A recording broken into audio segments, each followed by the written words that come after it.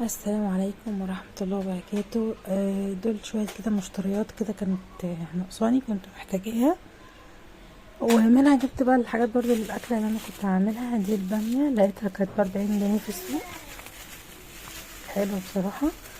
وجبت بقى شوية خيار وفلفل، اللي هو الحوار ده بيقول عليه فلفل أسباني، مش عارفة المعلومة دي صح ولا غلط. جبت بقى مانجا وتين. يعني بصراحة نزلت كده شفت كده كام حاجة كده ناقصاني جبتها. بالنسبة للطماطم دي بقى كانت حكاية، كيلو ونص ب10 جنيه. وفي الوقت اللي انا بسجل فيه الفيديو دلوقتي دوت اللي انا هعمل فيه الفيديو ده، ال2 كيلو ب10 جنيه. فالطماطم بصراحة مكتسحة، اكتسحت بصراحة بجد، برافو للطماطم يعني. جبت بقى جيلي وكده، يعني شوية حاجات كده برضه عشان الجو الحار دوت. وفي حلقة برضه هنعملها عشان الجيلي بقى بأشكاله وبألوان وأطعمة وحاجات حلوة كده. بصوا انا هنا جبت البتنجان بتاعنا. طبعا احنا بنقور البتنجان زي الناس كلها عارفانا بنقور البتنجان. انا هنا بكف ايدي بدوس على البتنجانه بكفة ايدي كده عشان اطري اللي جواها، عشان اطري البتنجان، عشان ما تقعدش تتقطع مني وانا بقعد اقورها كده بتقعد تتقطع مني. لا، دي بتسهل عليا كتير يعني. طبعا في بقى معظمنا بيعرف يقور البتنجان وفي لا. عامة انا مش قصة اي حاجة بالفيديو، ولا قطع الصوت الحقيقي بتاع الفيديو، ولا اي حاجة. وبجد هنعيش كده يعني شوية وقت كده واحنا بنتفرج على الفيديو ده، شوية وقت كده من ايام زمان. ده بقى المحشي الصح اللي احنا كنا من ايد ماما واللي احنا اتعودنا عليه عملناه كده. كنت بشوف بقى الفترة اللي فاتت دي ناس بتعمل المحشي بشكل كده، بتجيب البطاطس البصل، طماطم، يا اما صلصة، وتحطها كده وخلاص. هي دي الخلطة بالبهارات وكده، وتحشي المحشي. يقولك عليه المحشي، لا لا لا، ده مش المحشي خالص. هو ده بقى المحشي اللي احنا متعودين عليه، اللي احنا بناكله، اللي احنا عارفينه. هو ده الطعم اللي احنا بنحبه وخدنا عليه. هعمل كده كمية البتنجان اللي معايا، هقورها وهفضل ادوس عليها زي ما قلت لكم كده بكفة ايدي عشان تطرى بس من جوه.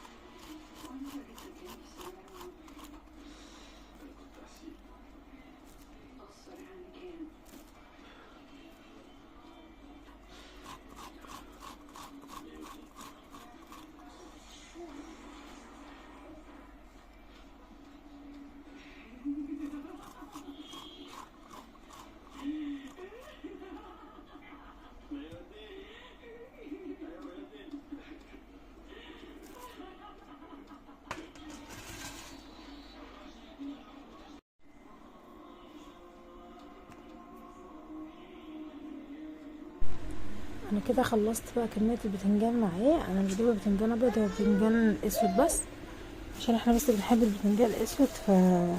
انا جايباه كله بتنجان اسود، لا مجال للبتنجان الابيض في بيتي يعني. شلت كده كام بتنجانه كده، دول هنخللهم كده، اعملهم بتنجان مخلل كده بالدقه وكده. هنا بقى هغسل الطماطم بتاعتي.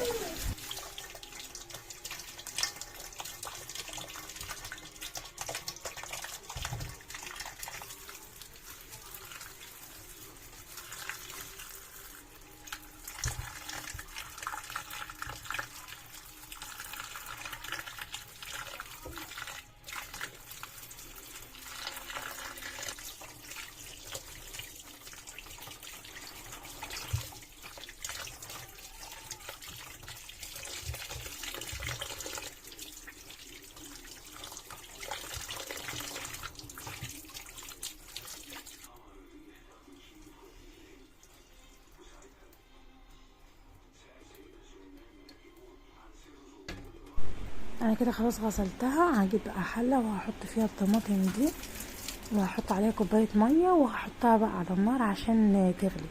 انا مش هطحن كده الطماطم كده في الخلاط او في الكبه وانزل بيها على طول على البتاع، لا انا هسلقها الاول، هسلق الطماطم الاول وبعدين هخلطها وبعدين هعمل بيها صلصه المحشي. هنا انا سبت الطماطم على النار، هنا بقى هعمل البتنجان الرومي، بشيل كده العنقود بتاعه كده من فوق وبفضيه تمام. برضو جبت الفلفل الحار ده، برضو هعمل نفس القصه، هتشوفيني اهو بمسكه، هقطع برضو الحته اللي فوق دي بالسكينه، وبعدين برضو هشيل البذر اللي جوه ده، برضو هنفضه منه بحيث ان هو يبقى ايه كده. هخلص بقى الايه الكميه اللي معايا دي كلها كده.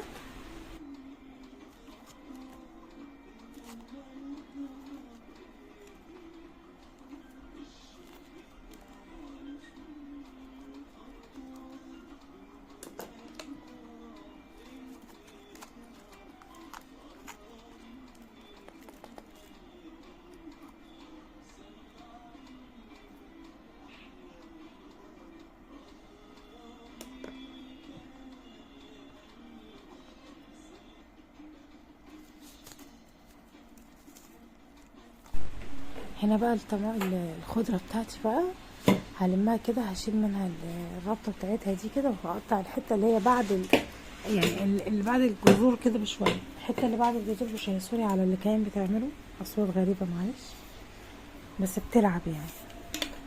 هاخدها وهقطعها وبس.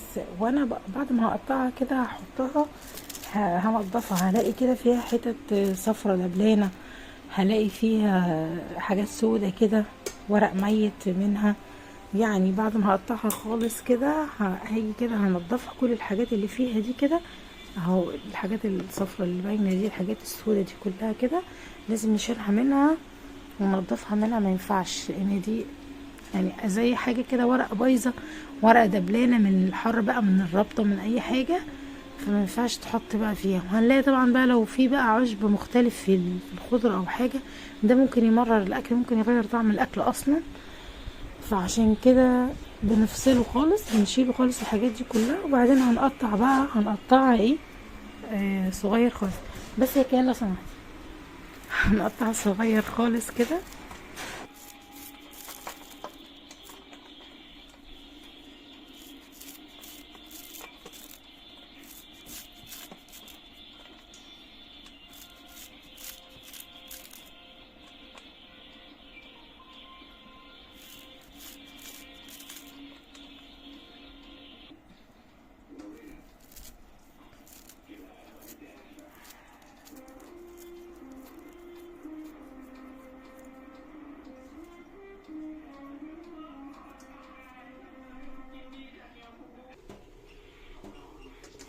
هنا بقى انا كنت غسلت الحوض خلاص بعد الطماطم، فهرمي بقى كل البتنجان اللي انا قورته والفلفل والبتنجان الرومي والحار وكده، وهغسلهم كده غسله كده نضيفه وكده تمام، وهحطهم بقى ايه كده على جنب عشان يصفوا.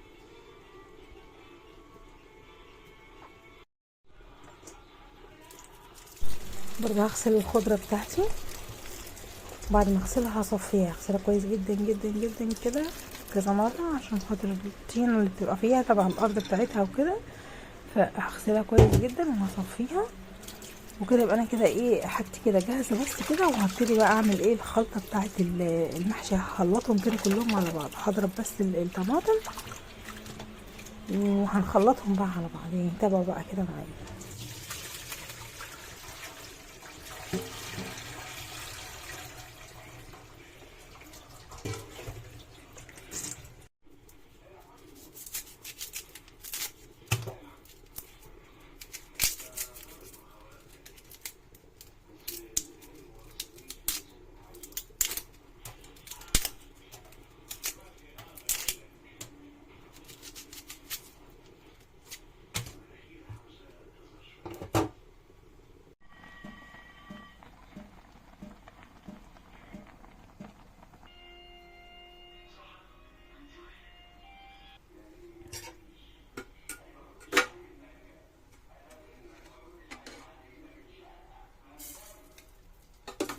الحله اللي كنت سلقه فيها الطماطم، تمام، حطيتها بقى تتضرب، بعدين حطيت عليها بقى معلقتين سمنه كده على معلقتين زيت، ونزلت بالبصل بتاعي، تمام، مقطعاه بالشكل اللي انتوا شايفينه ده. بلاش نقطع البصل بتاع المحشي كبير، في ناس بتقطعه كبير، في ناس بتفرمه اصلا بيحب مفروم، بس انا لا، انا عايزه اشوف البصله في الاكل، ما بحبوش مفروم اللي هو لدرجه ان هو ما يبانش في الاكل، يعني يدخل كده في المكونات، لا، انا عايزاه يكون كده زي ما انا مقطعاه كده قدامكم.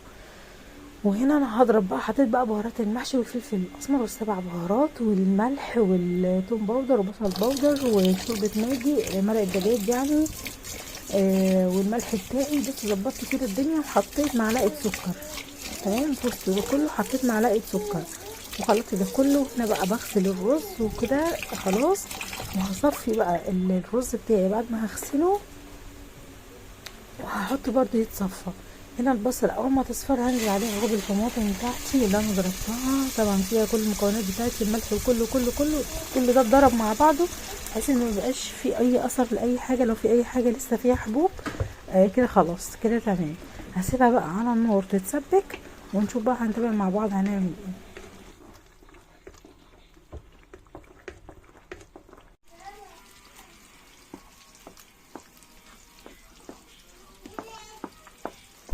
بعد ما اتسبكت نزلت بالرز بتاعي اللي انا كنت غسلاه ومصفياه طبعا من الميه، نزلت كده هسيبه كده على يعني بالصلصه دي كده، سبته حوالي 3-4 دقايق كده وهو لسه على النار، ما شلتش النار.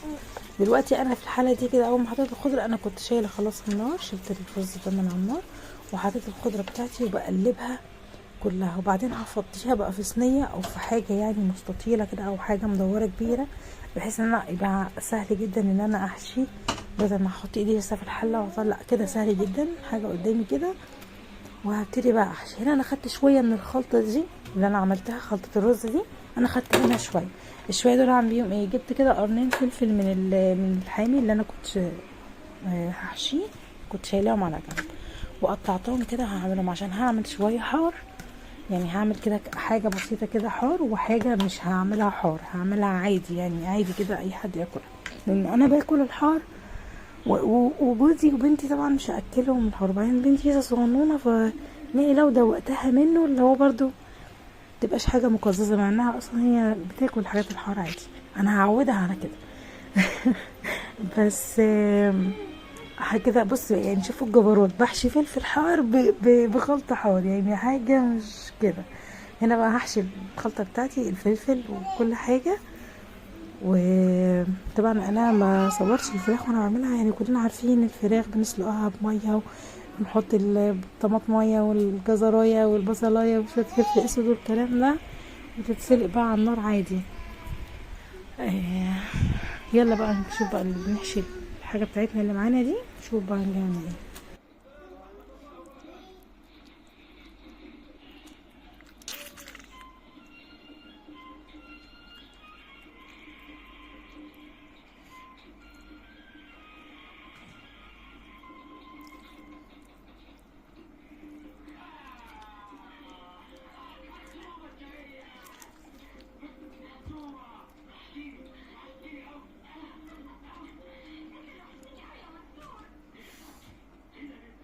انا خلاص حشيت وخلصت وسويت زي الفل، وعملت البتنجان، وطبعا بصوا كميه الليمون اللي في البتنجان، كميه يعني حاجه ما حصلتش، بص كل ده ليمون وخل، يعني حاجه كده مزازه جامده بصراحه.